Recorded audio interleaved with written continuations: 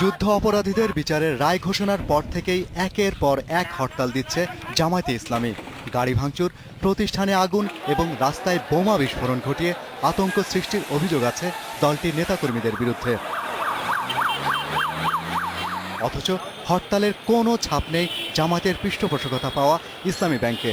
সোমবার দিলকুশায় প্রতিষ্ঠানটির কার্যালয়ে গিয়ে দেখা গেছে অন্য সব কর্মদিবসের মতোই স্বাভাবিক ব্যস্ততা। তবে ক্যামেরার সামনে এ বিষয়ে কোনো মন্তব্য করতে রাজি হয়নি ব্যাংকটির কর্মকর্তারা। জামায়াত নিয়ন্ত্রিত আরেকটি আর্থিক প্রতিষ্ঠান ফারিস্ট ইসলামী ব্যাংকও ছিল কর্মব্যস্ততা। এমনকি সোমবার হয়েছে পূর্ব নির্ধারিত বার্ষিক সাধারণ সভাও। দিলকুশায় ইসলামী ইন্স্যুরেন্সের কার্যালয়ে দুপুরের পর কর্মব্যস্ততা কিছুটা কম থাকলেও প্রতিষ্ঠানের ব্যবস্থাপক বলছেন হরতালে তারা স্বাভাবিক কার্যক্রম চালাতেই অভ্যস্ত।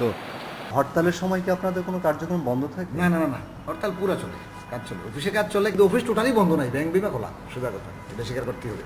কোনো একটা ব্রাঞ্চ খোলা থাকতে হেড অফিস থেকে ফোন করবো, না পাইলে সমস্যা করবো, কারণ হরতাল তো রেগুলারই বেলে ব্যাংক বিমা তো বন্ধ থাকতে পারে না।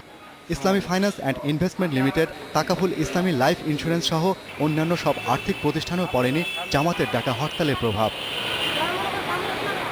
Shahriar Anirban, independent news, Dhaka.